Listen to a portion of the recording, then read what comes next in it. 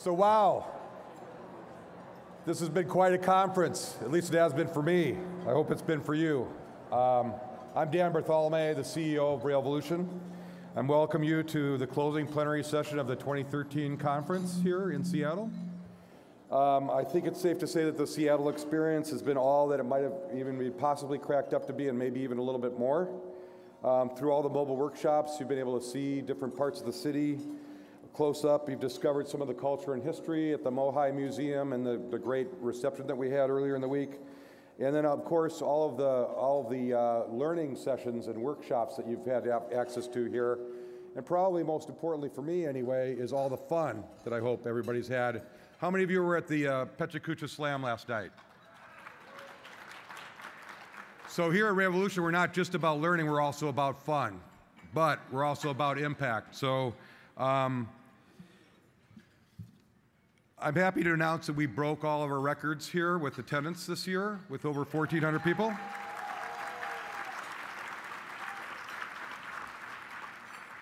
So I think that's just a proof that the movement is moving forward, the Railvolution is happening, and you're all a part of it. There's some very important key people I wanted to recognize, though. As you know, that you don't have a conference like this without a lot of help from a lot of different people. So first of all, I want to thank the board of directors for their involvement and support of our leadership, and especially as we launch our new initiatives going forward. Second, the National Steering Committee, which is made up of about 36 individuals representing our partners. I'd like to have the board and steering committee members stand up if you're in the crowd here. Just say.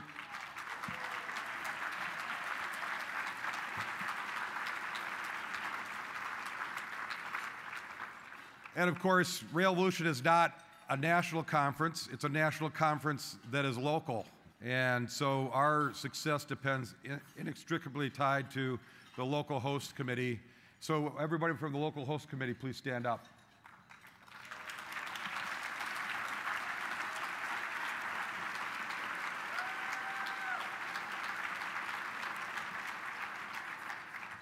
Last but not least, of course, we couldn't do this without our sponsors. So I just want to thank all of the sponsors who provided some funding to make this possible and to keep our costs for our fees for admission down. So one round of applause for the sponsors.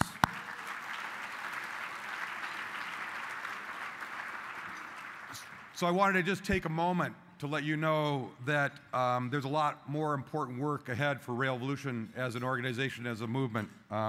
We've been spending a fair amount of time this last year, and I know Bev Scott on Monday referred to the fact that we're looking at becoming more than a conference. The conference will always be the heart of Railvolution, and we just hope that we can continually improve it. That being said, we really want to become a full-fledged learning network and resource hub for those people in this room and those people outside of the room that may not be able to come here every year or every other year. We're also hoping to become a capacity building agent, which means that we will be drawing on our network to be able to help communities and organizations around the country be more effective at the link between transit, land use, and TOD. I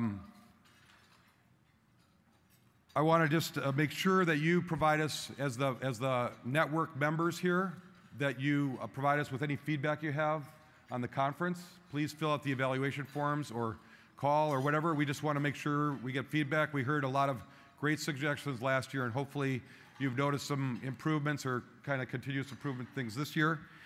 And now I'm just going to get going with the program because we don't have a lot of time and we have a lot to talk about. So I want to introduce Michael Goldberg.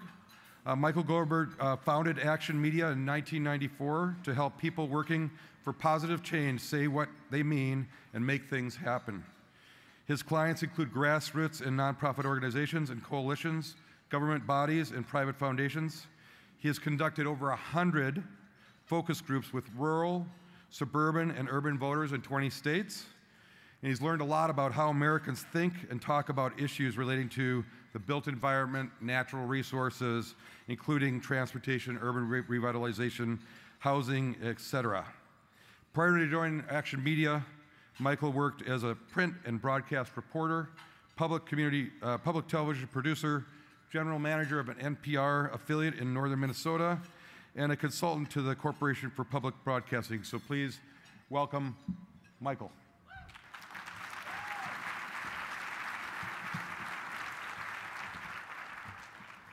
I'm really, really glad that I got a chance to be part of this conference. Let's see. There we go. Oh, no, that's not right. Here we are.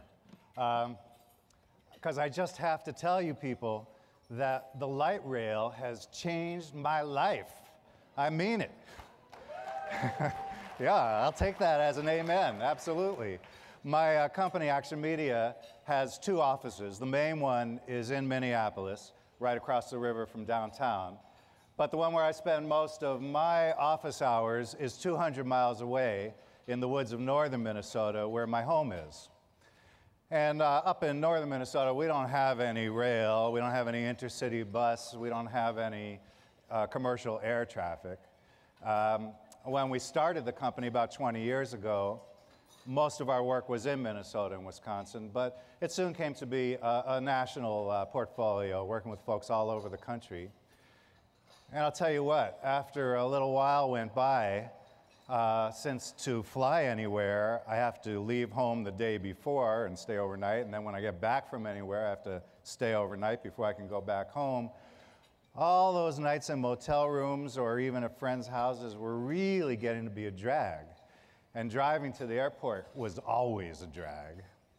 And it got to the point where somebody called me up and say, hey, can you come out to see us in Baltimore or DC or Boston and do something with us? I wanted to say, couldn't we just do this over the telephone? Which is not good if you're running a consulting company. But then something important happened. The Twin Cities started building out its light rail system. And that meant that from my office, it was an easy, cheap, very reliable, and enjoyable ride to the airport. No more airport parking, right? And the neighborhood where my office is started to get a whole lot better. More microbrews and restaurants, more bike trails, more people on the street. It started to be a jumping place that I wanted to be at. And now, instead of having our office in an office building, our office in Northeast Minneapolis is in a 2-bedroom condominium, which turns out to be a much more creative kind of work environment, and also a very appealing place to stay. And now, when I get invited to come somewhere like Seattle, I'm really looking forward to the Twin Cities part of the trip just as much as wherever I'm going. I mean to say that the people, many of them who are here, who built out and are building out Minnesota's Twin Cities light rail system, and doing all the neighborhood work that goes with it. I want to give you all a big hug. You have made my life so much better. Yeah, actually, yeah, that's right. And here's something else, is by extension, and I guess I could say on behalf of millions of other Americans, I want to thank all of you for the work that you're doing to make so many people's lives so much better. Your audience gives you a round of applause. I'm here because I want you to have greater clarity and greater power in your communications to that audience. And I know that you can do that. And you know that in order to connect to an audience, you have to know them. And for that reason, I'm going to show you some research that's been done in recent years. Some of it qualitative research, drawing on the social sciences, telling us what people think. Some of it, that's the quantitative research, some of it qualitative research, drawing on the cognitive sciences, telling us how people think. Research that's been done by many firms and that keeps getting reconfirmed each time it's done. Much of it done thanks to the leadership of Transportation for America. When I was given this opportunity to talk to you, I called Transportation for America's National Communications Director, David Goldberg, who's sitting there, and I asked him, what did he think I ought to tell you if I have this opportunity? And David thought about it for a minute, and he said, tell them that as knowledgeable as they are, as passionate as they are about transportation, that is not what it's about for their audiences. Their audiences care about getting and keeping a job, staying in business. Their audiences care about their families and care about their neighborhoods, care about the places that they go and the places that they want to go. David said, tell them that if they can show those audiences that they care most about the things that their audience cares most about, then they'll be able to connect and they'll be able to bring them along. I'm glad I called David. I knew he was a smart guy, and that pretty much covers everything that I came here to tell you. If I quit now, though, that throws the schedule off a little bit, so I'm going to keep going anyway. But before I turn to the research, I want to ask you to think about this for a second. When you hear this phrase, the general public, you usually will hear it used in some kind of a negative judgment. People say the general public is apathetic, or the general public is misformed, or has a misinformed, has a short attention span. The general public is too stressed, too busy to care about my issue, or doesn't really understand what it's about, how difficult it all is. You never, ever will hear anybody say, the general public really loves their children and wants what's best for them, right? Even though we all know that, we all feel that way, because the general public doesn't mean everybody. The general public means those people out there who are not like us here in this room. Or else sometimes it means people like us who are you know, good people, not like those wackos out there or those elites out there. The general public is a very, very divisive term, and I would ask you to banish it from your vocabulary and not to accept its use by others. If you hear somebody say it, stop them, say, wait a minute, who are we talking about? Because, of course, you know that in order to be effective as communicators, anytime we say the general public, it means by definition we're not being strategic. We're not thinking about who those audiences are. So we have to narrow in on our audience. But I'd go further with that. Even when you do narrow in on a target audience, say you want to reach people who work in a certain sector of the economy maybe, or voters under the age of 35 who live within a defined geographic area, and when you've got your demographic, please remember this. The demographic does not have any values, does not have any problems, does not have aspirations. The demographic does not have experiences and stories and things that they care about, because only people have those things, individual people.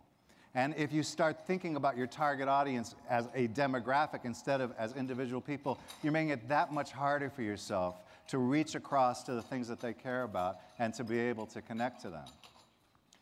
This has always been the essence of effective communications. It's always been true, but I would say it's even more true in the current media environment. You know, American voters are idealists. We have to be to keep going back to the voting booth. We really, really believe across political perspectives, across education and other kinds of ways to slice it up demographically, we really believe in the ideal of self-government and government of, by, and for the people. We know we're not getting it, but we believe in it. We think that that's right. And a corollary of that is we believe that when public decisions are made, they're going to be better decisions if the people who are affected by those decisions are part of making the decision, if the people who have the power to make the decision are listening to the people who are going to be affected. This goes right to public engagement, which, as I say, in today's digital age is a completely different proposition than it was even 10 or 15 years ago. I mean, now, when everybody is a photographer and a reporter and an editorialist, when everybody is an editor and a publisher and a broadcaster, now we have an opportunity to say to people, it's really what you think, what you care about. And I know that many of you are doing this with a whole lot of different tools, such as this Mind Mixer page used by the Southwest Corridor in Minneapolis, Southwest Beyond the Rails.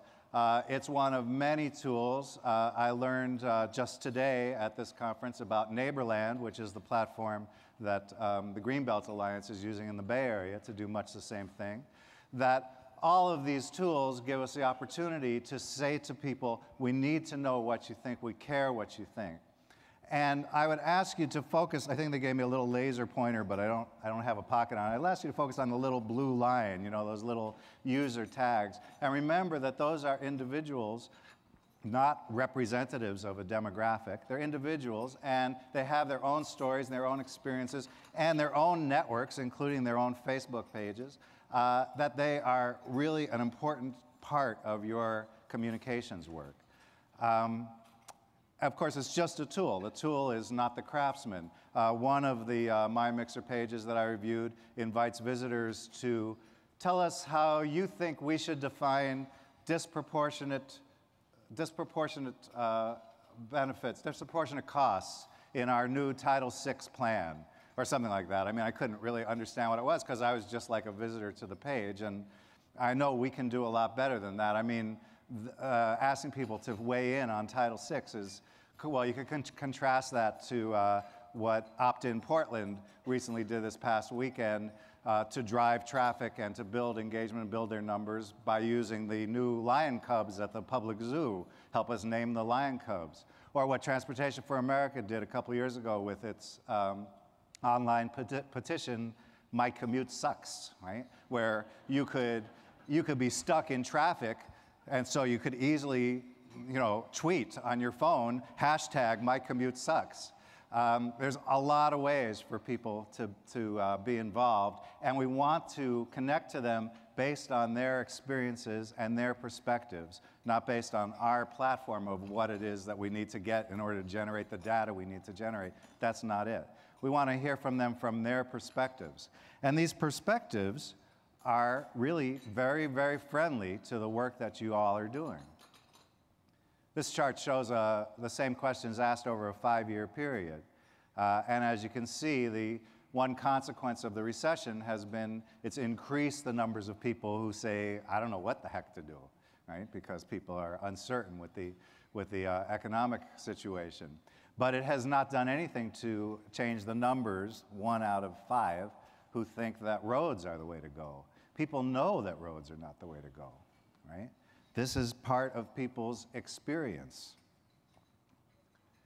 That same size group, 80% more, believes that we need improved public transportation and that we need to modernize our infrastructure. People are with you on this. Now, you can tell by these numbers that this is an attitude that crosses the entire range of political perspectives, that this is not, left, right, or anything like that.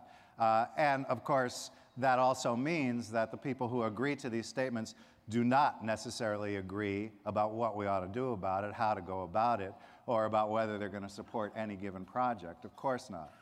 But it does mean that there is this growing consensus, this growing belief among all of your neighbors and all of your constituents that we need to move forward with the kinds of work that you are doing.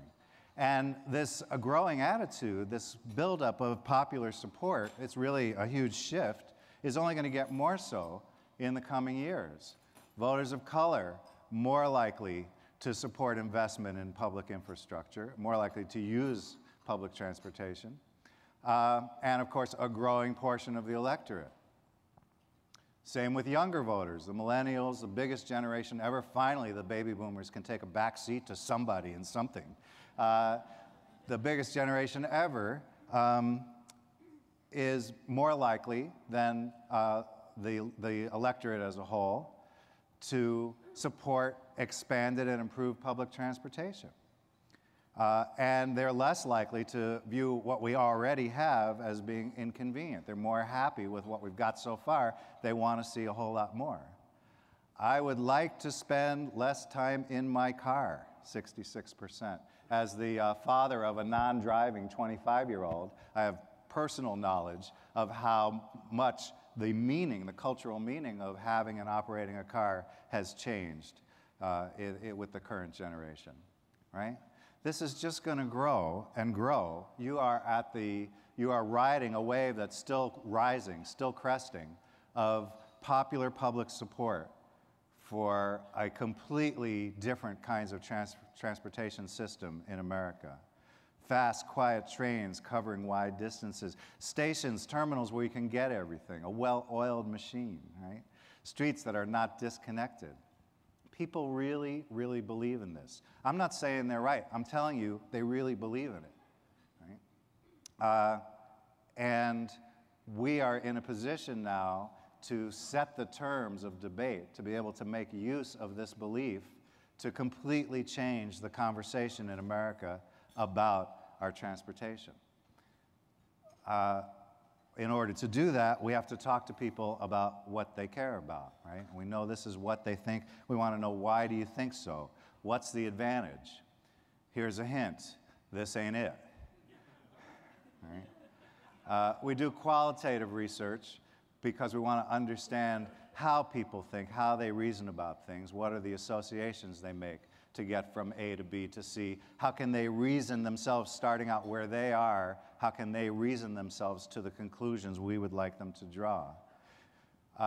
Here's a little story told by our friends at Transform CA. We got that, Neil?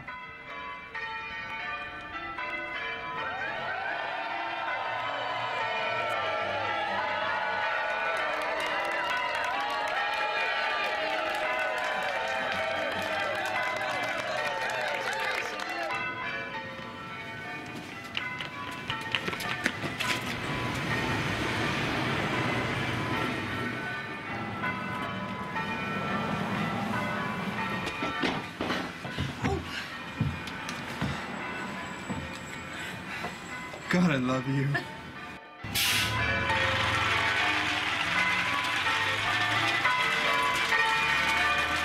Yeah. You can't help but feel good about that. Oh, God, I love you. You know, and here's an important thing. This is research-based and is designed to evoke values and feelings in its listeners. And it's research-based, not just in what you might think is the apparent target demographic of younger adults. The most important characters in that little story are the people at the church steps. And that gentleman, my favorite in the video, the gentleman who ushers the bride and groom onto the bus, and the people on the bus who are all applauding. The entire community is in this. You know, and that iconic image of the tin cans on the back, that in our culture, that means day one, the beginning of the future. The future is now, and we're moving forward, right? So that story really, really works, and not based on any kind of analysis. It's based on how we feel and react to things as humans. It makes us feel good. We're a part of it. We can all see ourselves in that story. A wedding is something that everybody in the community of the people who are going to get married is looking forward to. And day one is day one. This is a good day, right? Here's a little illustration of how what the cognitive sciences have to teach us and why we do qualitative research. Everybody in this room can easily read that word, even though it's mostly obscured. It's not a puzzle that you have to figure out. Your brain just tells you right away. There's only one thing it could say. And so you know what it is, and you get it instantly. This is the way that humans receive information. We get a little bit of information, and we fill in a complete picture based on what we already know and believe, right? In this case, based on your lifelong experience speaking and reading the English language, you know that there's only one thing that it can say, and you don't need to see the whole thing in order to get the complete picture, right? This is some pretty nifty equipment that our species has evolved to be able to do this, right? There's really only one problem, which is that we're often wrong. and so I work with folks who may be going around talking about the ETOD, and their audiences are hearing something like Pafikne or who knows what, right? But here's the thing that you got to remember about this, is that when you're not getting through to people, when you keep explaining it to them, I don't care if it's your Uncle Jack or your boss or the residents of a given neighborhood, you keep explaining things to people and they keep coming back to that same old thing. It's not because there's something wrong with them. It's not because they're stubborn or ignorant or don't understand or not as smart as you. It's the way that every human receives all information, based on what we already know and believe. You're not going to shake me off of what I already know and believe. All you can do is move me a little to the side, maybe, but not if I have to abandon what I already know and believe. This is what I consider to be the scary part of this little illustration. Take a look at it now. What's it say to you? You can't keep your brain from doing this. This is how humans work. Right? So, we know that people already know and believe that America needs to put more into public transportation, needs to invest in our transportation infrastructure. How come? Well, it's not because of all the facts that are at your hand, at your fingertips.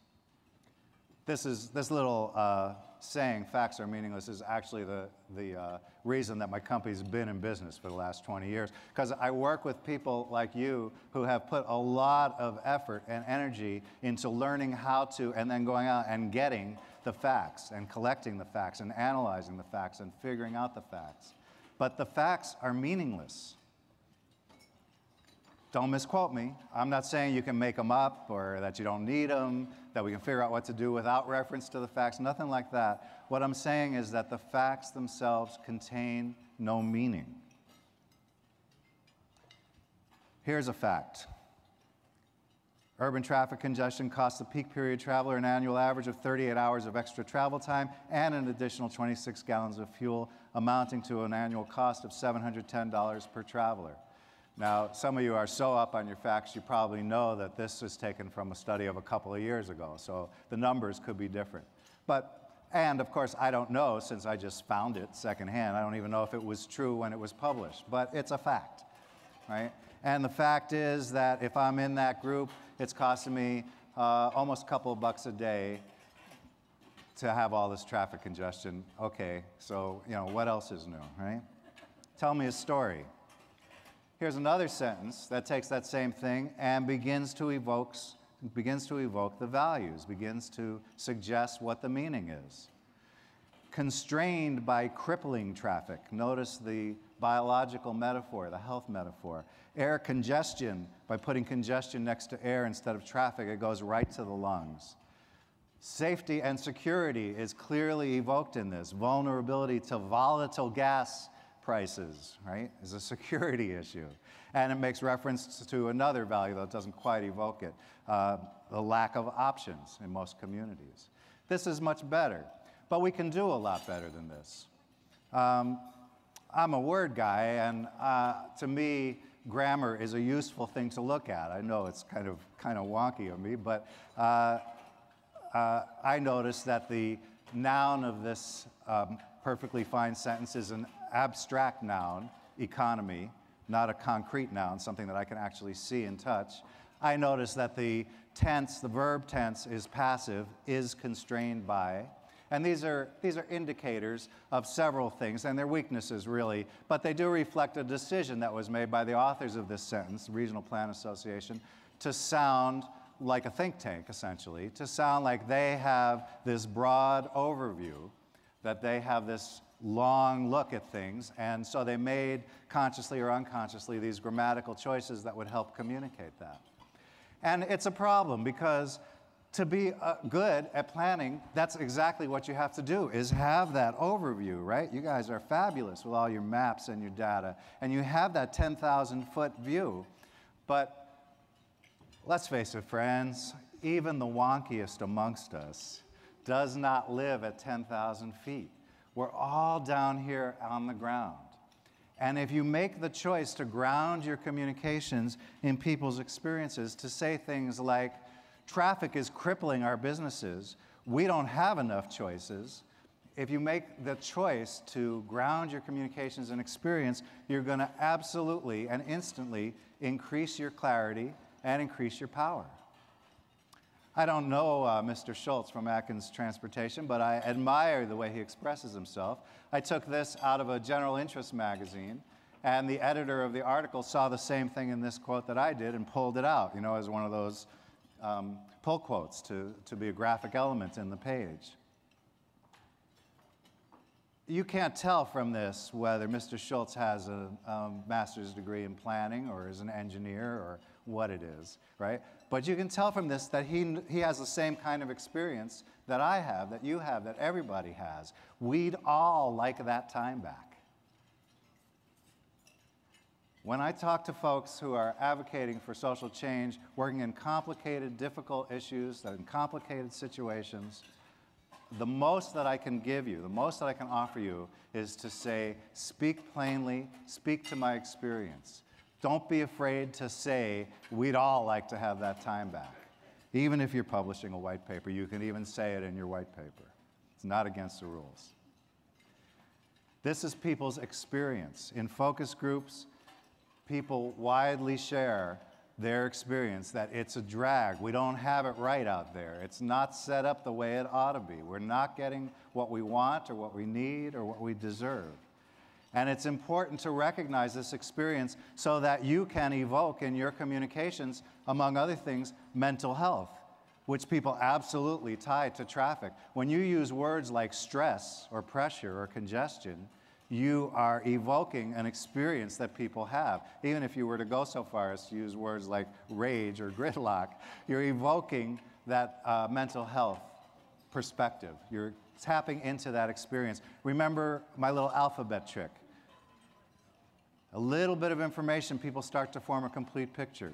So you always want to be giving people information that's going to lead them to a picture that's going to be supportive of what you want them to do, where you want to take them, right? And so our job is to evoke the values that people apply to these issues and to these situations.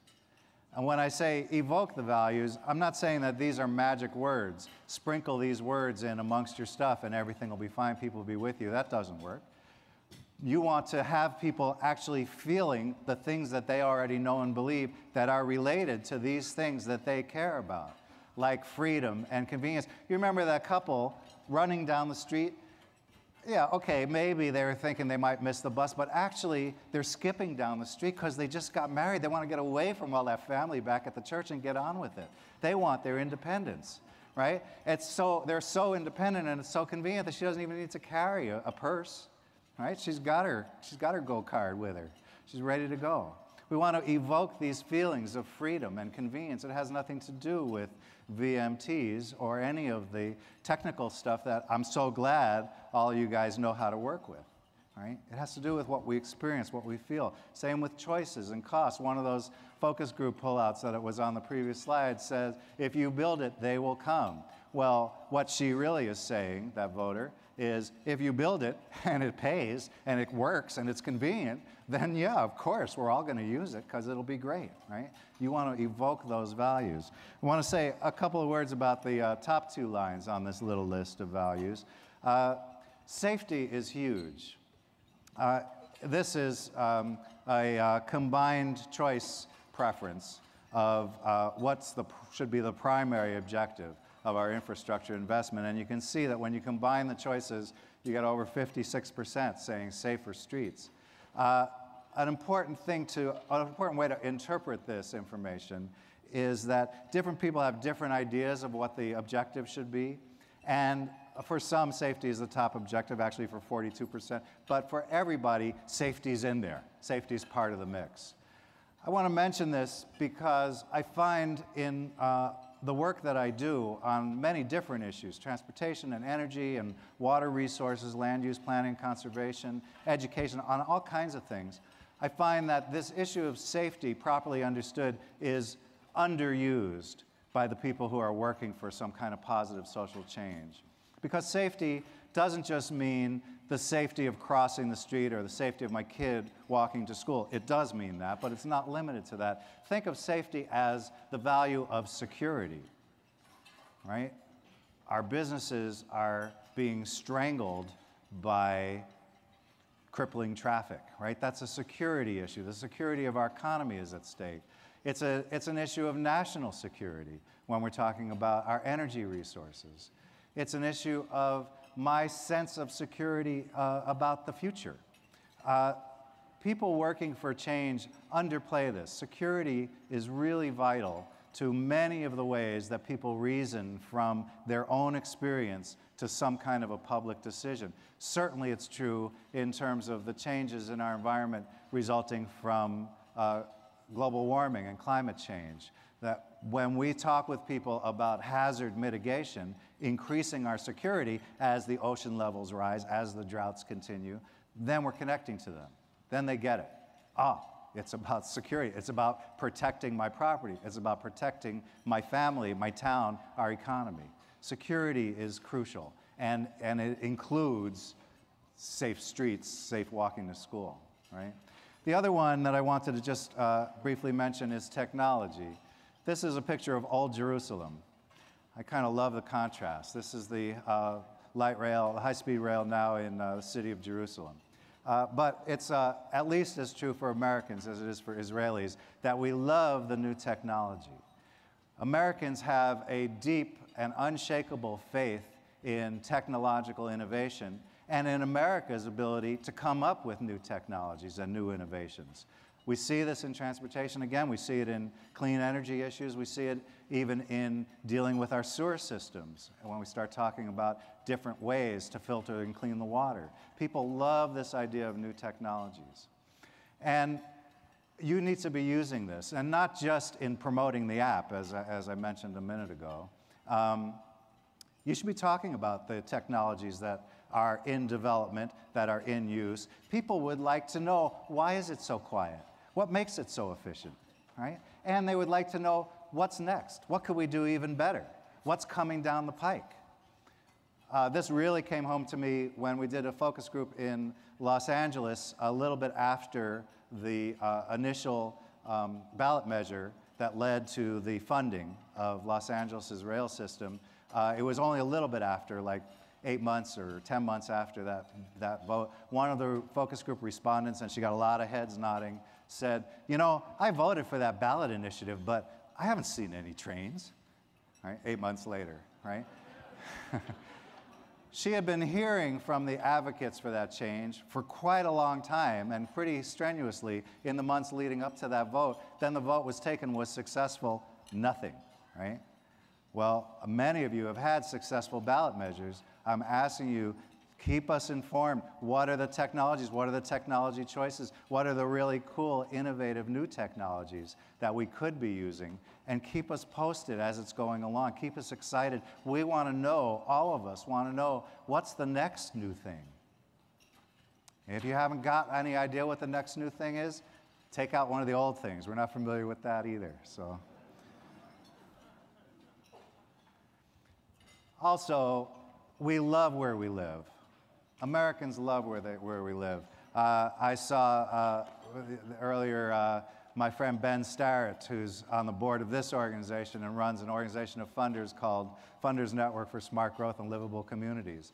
I really admire them and the work that they do, and have been completely unsuccessful in persuading them to quit using the phrase livable communities. Livable communities sounds like my Native American friends up in northern Minnesota. Hi, we're from the government. We're here to make your community more livable, right? I live there, man. It's plenty livable enough. People really like where they live, and they really believe it could be better. And this is true across the economic spectrum. I don't care how much money you've got or how fancy your deal is or how scary your street is.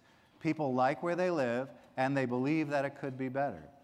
We've seen, because of your good work and many of the folks that you represent, the success of local ballot initiatives to help us invest in our local infrastructure, our regional transportation. People are not voting to support investment in our public infrastructure. They're voting in support of their place because they really care about their place.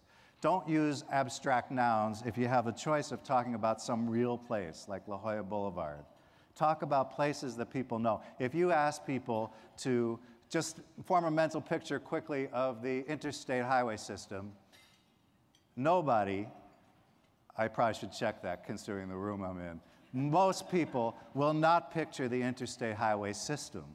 They will picture some place on some freeway that they drive every day, or often, very likely, the area right around that exit where the traffic always gets snarled up and they start to lose it and are thinking that they should hashtag my commute sucks, right? We want to talk about specific places and specific things and evoke the values that I've been discussing with you, that I mentioned to you, the actual experiences that people have in everything that we do and in all of the communications that we make. One other thing, and that is the context that you do this work in is a difficult context. You can, today in America, walk into any barber shop or bar or bus station and immediately get a group of complete strangers all really enjoying and appreciating each other by starting a conversation about how bad the government is, right? How they're inept They're dishonest, they're self-serving, they're a bunch of liars and losers. They think they're putting one over on us, but not me, no sir. You're not fooling me, right? And the people in that conversation are going to be having a great old time. Instant bonding. But if you talk to those same people and you get them into a conversation about their local roads and highways and bridges, if you get them into a conversation about their schools and their hospitals, if you get them into a conversation about wireless access, suddenly it's going to be a different conversation. And people are going to want to talk about infrastructure. Americans care a lot about their infrastructure. This focus group respondent, I believe it was from Tacoma, Washington, asked to define infrastructure, said, well, it's anything that holds a place together. That's pretty big and pretty good. That's a pretty darn good definition. With the exception of some fringe libertarians, that's really going to change the attitudes towards government. People see this as public investment. So we want to talk about the things that people care about. We want to evoke the values that they have, because the facts are meaningless. The meaning always comes from the story that we tell about the facts. We've got to be telling stories. Now, you all have these gorgeous brownies sitting on the table in front of you, if you haven't already tucked into them. So let me give you this little illustration. This is a very, very effective piece of communication. It's sequenced just right. It's simple. It combines pictures and words, tells me what to do, gives me some options if I have a 10-inch pan instead of an 8-inch pan, gives me some aspirations if I want to go for chocolate strawberry ice cream truffle, right? But here's the thing about it is you will never walk into any grocery store in America and see this side of the box facing out. You're always going to see this side of the box facing out, right? Our friends at Ghirardelli, they didn't just take a random snapshot of a brownie. They put resources into showing us what are we going to get. Articulate for me, what's the benefit? What am I going to get? Y'all are really, really good at the recipe. That's your profession, your trade. The rest of us are counting on you to be able to do that. That's not what we want to hear about from you. We want to hear about the brownie. Dan, do I have a couple minutes to show them? We're good? We're done. Okay. Well, in that case... In that case, I want to ask you to enjoy your brownie, chew on this a little bit, and I really appreciate the opportunity to speak to you.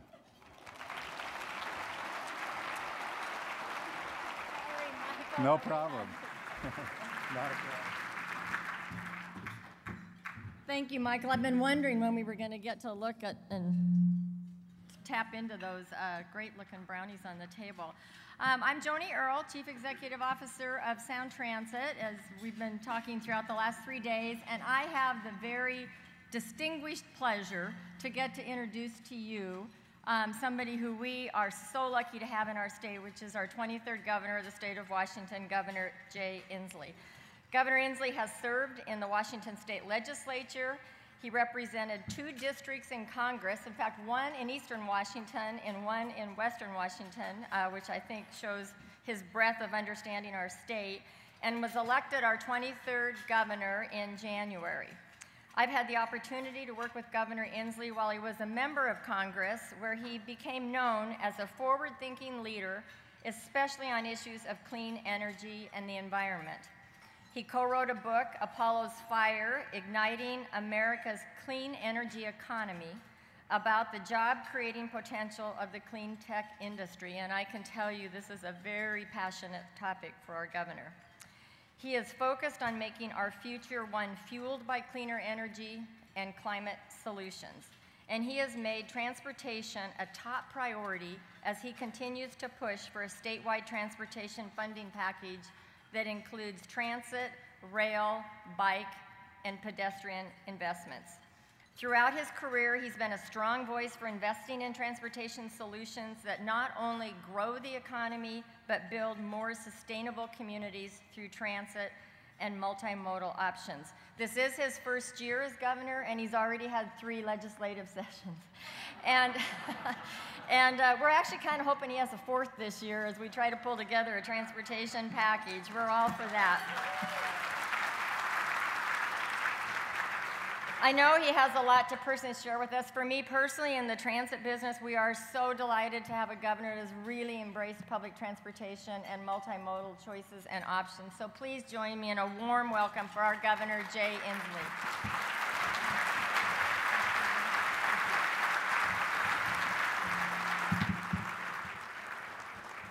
Good afternoon to all of the rebels in the railvolution. It's good to be amongst rebels who want to change the world. Joni, thanks for your leadership, and I am so delighted to be able to work with you, one of America's foremost revolutionaries and railvolutionaries. This is a tremendous group to join, and I think we're in the right place for this railvolution. For a couple reasons. One, as we know, the Seattle Seahawks are going to the Super Bowl this year. And so I think it's appropriate to have the Super Bowl of all public transportation meetings ever in American history right here in Seattle. Welcome to Seattle. This is a great breakthrough. And I think it's appropriate and something we celebrate here. I want to crow a little bit. 2 weeks ago, Seattle, Washington became the fourth city in America to have over half of all commutes to our city being other than single occupancy vehicles. Something we celebrate here in the city of Seattle. So I am very pleased to have the innovators of the country who are continuing this revolution and railvolution across America. And this is a good revolution to be having, both for our environment and our besieged climate. And I know that you are the people who are right where the rubber meets the road, or more importantly, where the wheel meets the steel. And I know you've brought great ideas from across the country. Now, it will not surprise you that, of course, I take the position of Washington State as the most innovative state in this revolution and others. We make the best airplanes. We make the best software. We have even invented a way to sell everyone $4 cups of coffee. We are very, very creative in the state of Washington. But we are not afraid to steal good ideas from everyone in this room from across the country. And we are stealing ideas from you, from DART in Dallas to BART in San Francisco, from light rail in Portland and Salt Lake City, Minneapolis and Boston, and so many other places. So we're here to talk about innovation. And as some of you know, I got sworn in this last January as governor and on a platform of disruptive change, and disruptive change in big change. And a good place to start in big change is how we move goods and people, obviously. Because unless we get this right, our climate is in trouble, and so is our economy. Now, we know that education is the heart of our nation, but transportation is its backbone. And the key word in that backbone, and it may seem unsexy, but it is a $64,000 word, is multimodal. We need it. We don't need just bikes or rails or buses or sidewalks. We need some cars too, and I'm pretty excited to tell you I went to New York City 5 weeks ago for the rollout of the BMW i3, arguably the greenest car ever. Tesla will argue with that a little bit, of course. All-electric car. I want to tell you that we're proud of the fact that the carbon fiber that goes into that all-electric car is made in Moses Lake, Washington. We're part of that revolution right here in this state. So, but to really achieve our goals here, we need more light rail. We know we need it to get people where they need to go. And here in Seattle, we've got some light rail success to crow about. Since 2009, our Sound Transit light rail system under Joni's leadership has seen double-digit growth in ridership. And that's why it makes so much sense to extend our north-south line, and that's exactly what we are doing. And it makes economic sense, obviously. A project to extend light rail by just over 3 miles to connect the University of Washington and Capitol Hill here in downtown Seattle is about 75% complete, and let's say this, $107 million under budget. We know people know how to deliver in this community. This is a project that's generated over 20,000 direct and indirect jobs. Now we know we need more heavy rail as well. We know our passenger corridor up and down the I-5 corridor has one central physical fact. And here's the fact that all of us need to talk about. The crater is not making any more dirt. There's just no more room. And there's a central fact of transportation. Every single mile of our transportation corridors have to become more effective per mile because the crater is making no more dirt, but we are making a lot more Americans. And we're going to make sure that we use the intellectual capability we have been given to, in fact, recognize that fact and design systems that work. I'm kind of excited that America's leader of public transportation was delivered to Washington State by our Amtrak system, and I got to ride bikes with him last weekend, Earl Blumenauer. He got here by rail. I'm kind of excited about that. And I know Earl got to speak with you a couple days ago. And it's not just passengers, it's freight.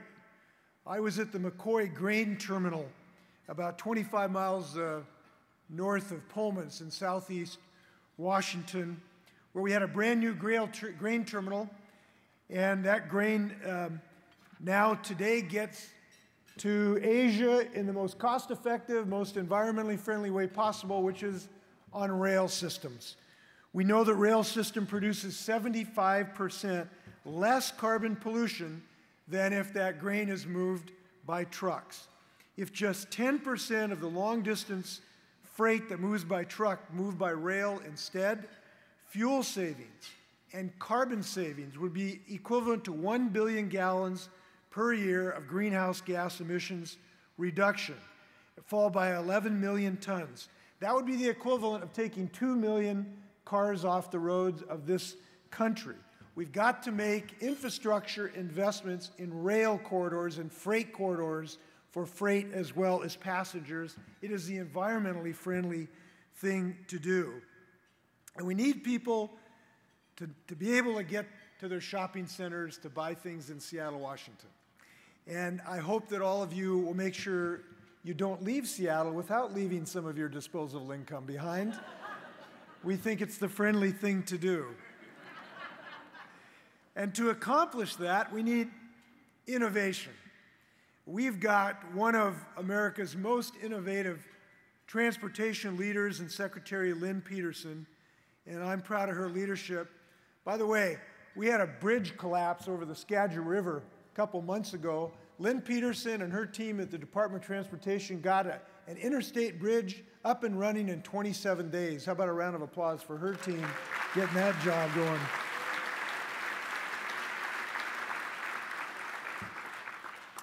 So here's a few examples of innovation we need. We need to look at whole corridors, how to evaluate investments on a regional basis instead of individual routes and just short segments. We need to look at tolling as not just a way to pay for what we need, but a way for people to help make smart choices to manage traffic in general. And this has great success. We need that system thinking. And we need to realize that there is no time to waste. The EPA figures that about a third of our climate-changing CO2 gas is from vehicle traffic today. Reduce that, and we'll put a huge dent in the greenhouse gases that are threatening our planet. Now, I think anybody who's known anything about our leadership, we're about the state of Washington fulfilling a moral commitment. And it's a moral commitment to leave our planet to our grandkids in a habitable condition. I wrote a book a few years ago about how we can do that through the use of clean energy.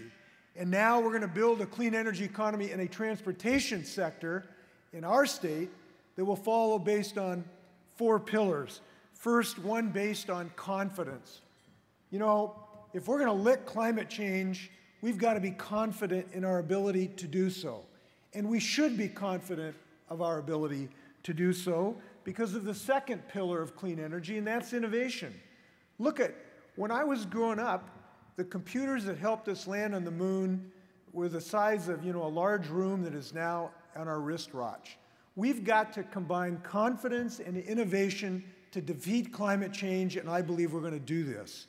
Third, we got to make sure that we use our academic research institutions to foster the first two.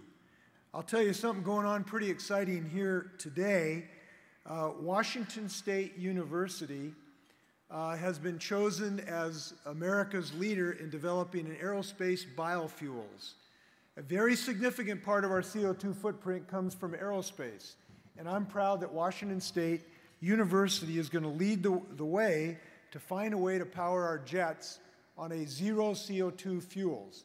This is very, very important. It's part of our infrastructure investments. So we got to combine confidence, innovation, and research to fulfill this moral obligation. Now, we hear some folks saying that because individually, each one of us and each one of our states and each one of our nations are only a part of this problem, that somehow we don't have a moral obligation to respond to it through public transportation and every other way we go about solving this problem. And to those, I would just say this. We may be only 0.3% of 100% of the emissions profile of carbon dioxide in the world, but each one of us is 100% capable of taking moral responsibility and making sure we advance public transportation so we leave this world in a habitable condition. We ought to be committed to that.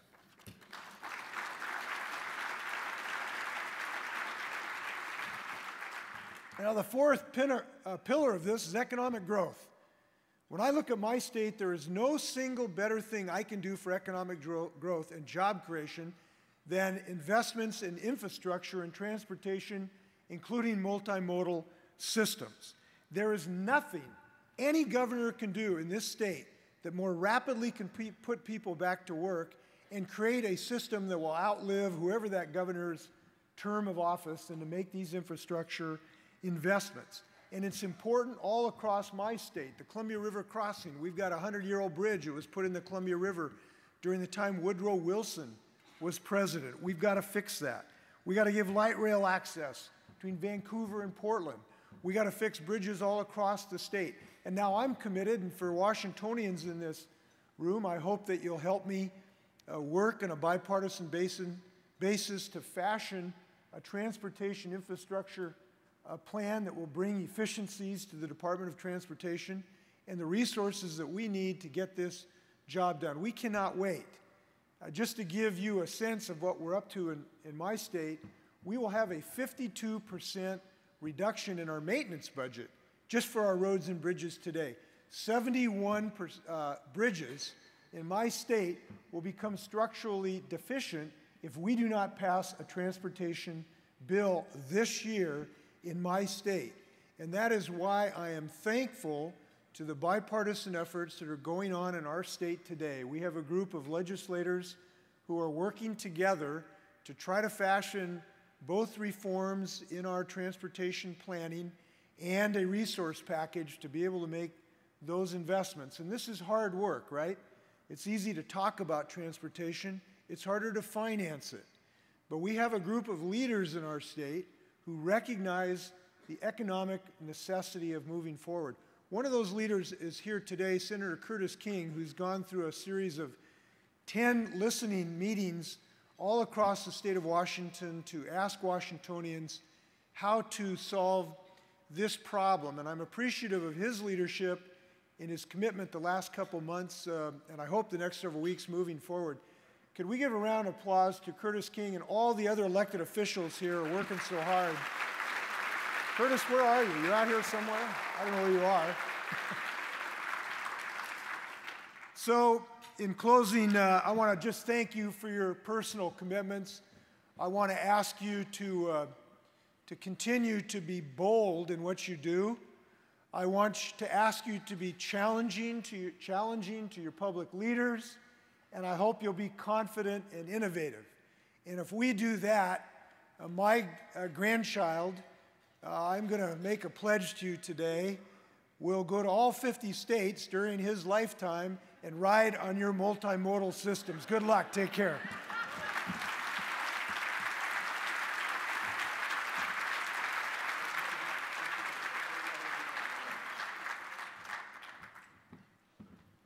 Thank you so much, Governor Inslee. I just wanted to say that as of this moment, this poster here is going to become the governor's. He asked for it. He's going to put it somewhere in his one of the buildings here. So we're really excited about that. I think it's really important to note or just acknowledge that part of what we've been learning about here, and the governor made it so clear, is about innovation and really Railvolution. And what we're trying to do here is about innovation, partnerships, and collaboration. Making sure that we're inclusive and diverse, that we have many sectors represented here, many technical expertise, and that by bringing the folks together, we grow and develop our intellect and our ability to act. The last thing I'd say is that we're focused on results. And so with that, I wanted to just take a second. I don't know if you think of the Wizard of Oz and you think about who is the Wizard of Oz. I just want to acknowledge my Wizards of Oz's. Marcy and Andrea over here, come on up here.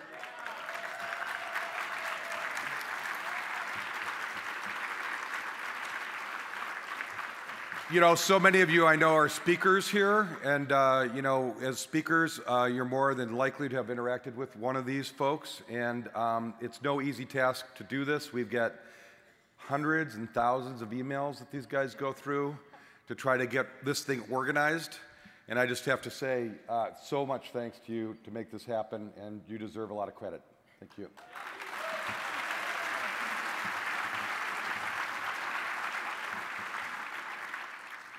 So it's my privilege to introduce 3 leaders from the Twin Cities region, all of whom have been leaders, one from the private sector who's now the Commissioner of the Department of Transportation, one of our long-standing county commissioners who's the chair of the County Transit Improvement Board, Peter McLaughlin, and Sue Haig, who is the chair of the Metropolitan Council and also the executive director of Habitat for Humanity in the Twin Cities. So it's a stellar crew, and they're all co-sponsors of next year's event.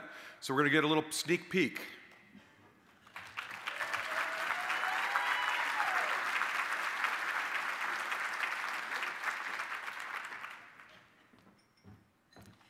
Well, thank you so much. It's very exciting for us from Minneapolis, St. Paul, and the Twin Cities to give you a sneak peek about what's ahead for you a year from now. I'm Sue Haig. I'm the chair of the Metropolitan Council. I'm also the president and CEO of Twin Cities Habitat for Humanity. So I'm both involved in transit development, planning, and housing development. So it's really been a wonderful conference for me. I really want to say a big thank you to everyone in Seattle. You have been so friendly, so welcoming, so hospitable, and we are so impressed with your community.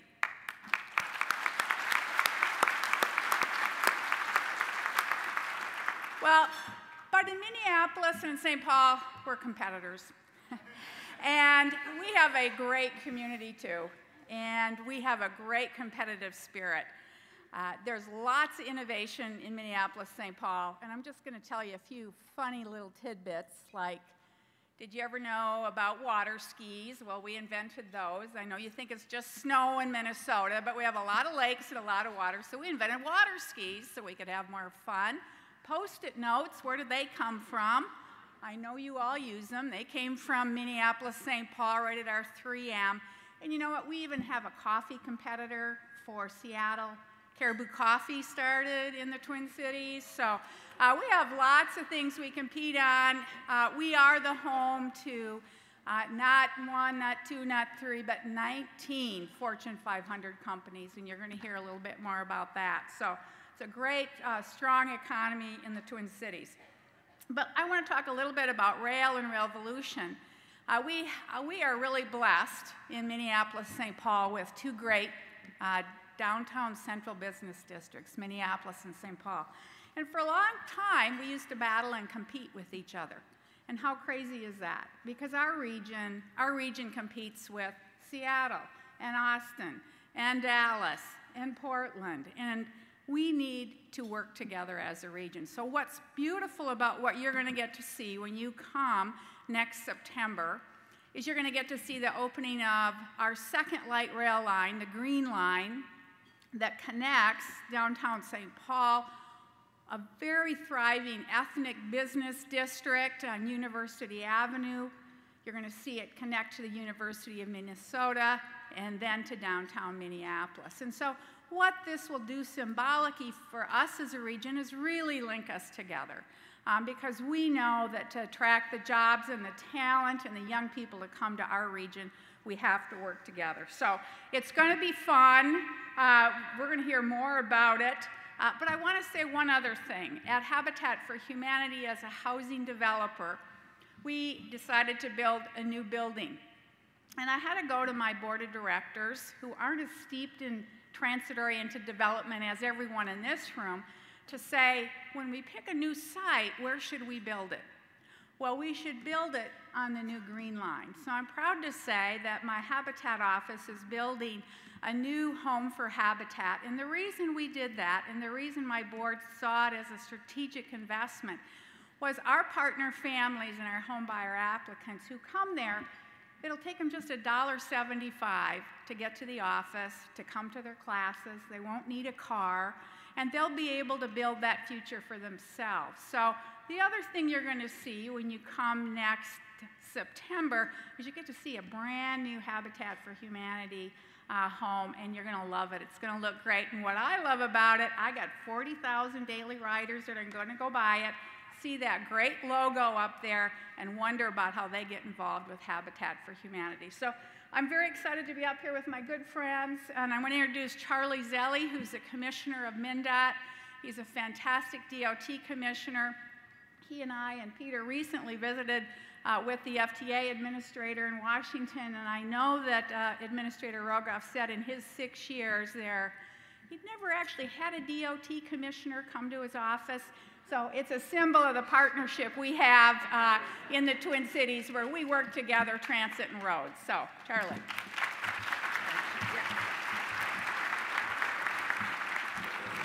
Thank you, Sue. And it's true. I'm relatively new as Commissioner of Transportation for Minnesota. This is my second Railvolution meeting. I was here last year speaking as a bus guy. So, just know I feel very comfortable and been inspired by many of you, and lovely to be in Seattle.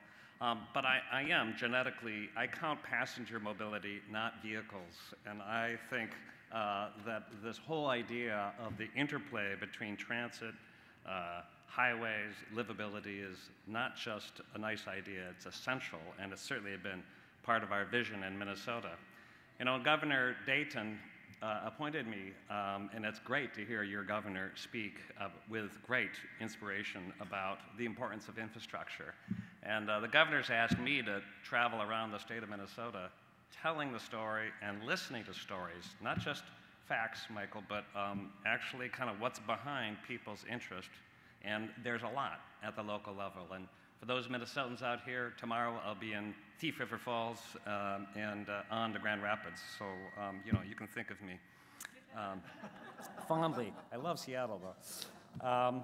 But just a little bit of background on my bus background. I run a company called Jefferson Lines. It is in 13 states. I've worked with a lot of different states and communities. We operate from Grand Forks all the way down to Texarkana, from Missoula to Milwaukee.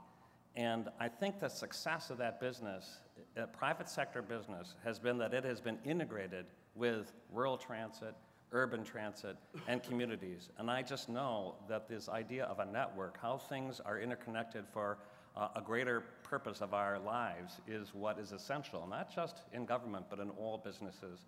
And it certainly is true in our area.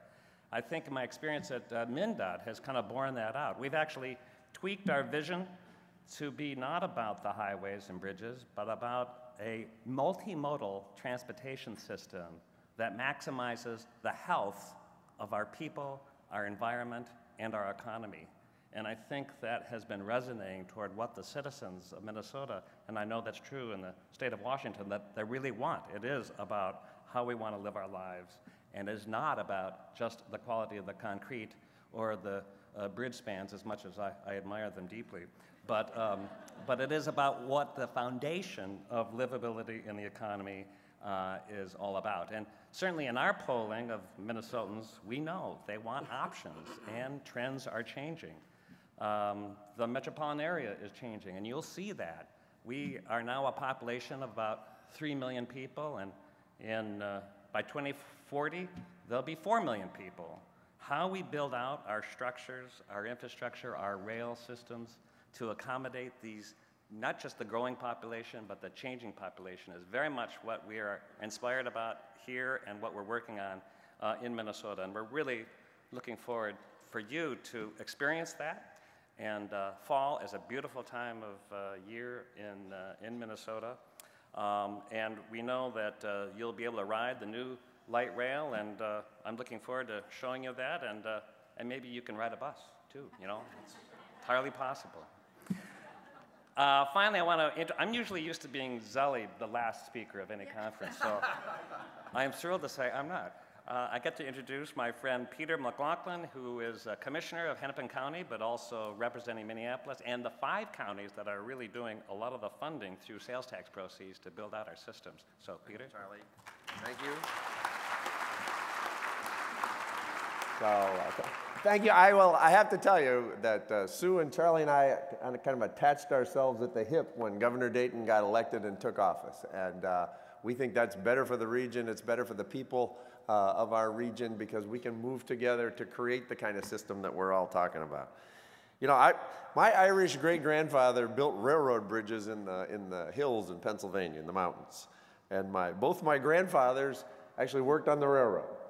And so some of this is in my blood. In Minneapolis and St. Paul and around this country, the railvolution is really gaining momentum.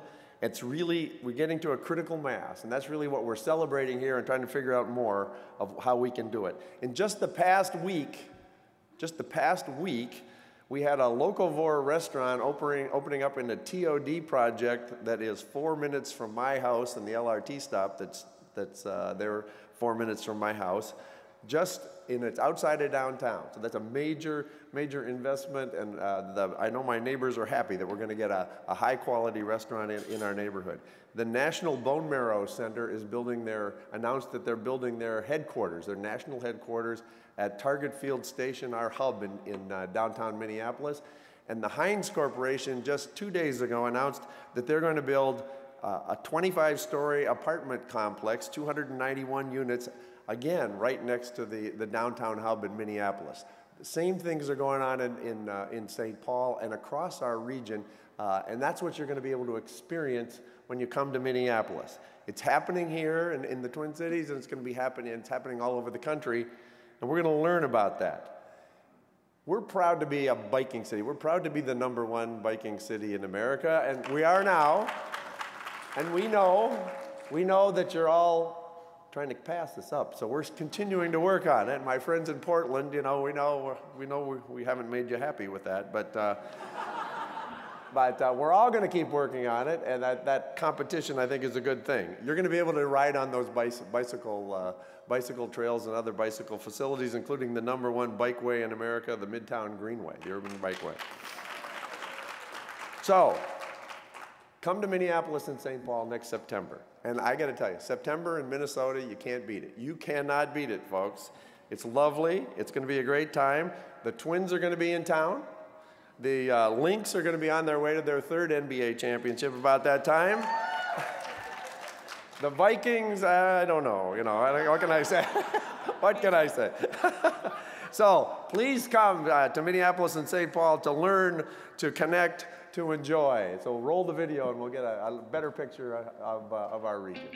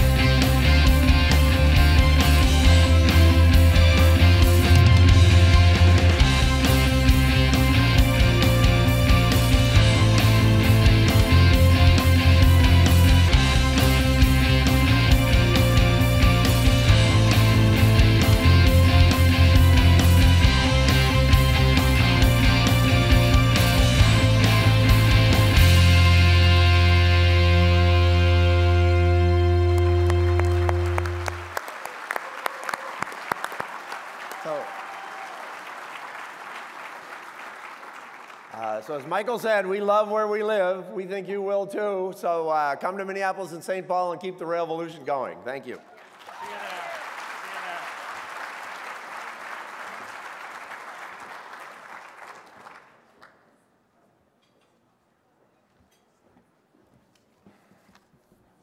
Well, as sometimes people say, it ain't over till it's over. And well, we still have an afternoon here today. The local group, the local host committee is putting on a number of sessions this afternoon that'll be very interesting. And there will also be the Raise the Bar, Raise the Roof session for those that you want to give any feedback to us about how we're doing or what you might want to see us do to improve what we're all about here. So I invite you to attend the Seattle's Local Day sessions from 2 to 5. And on behalf of Railvolution, thank you so much for joining us. We hope to see you all next year.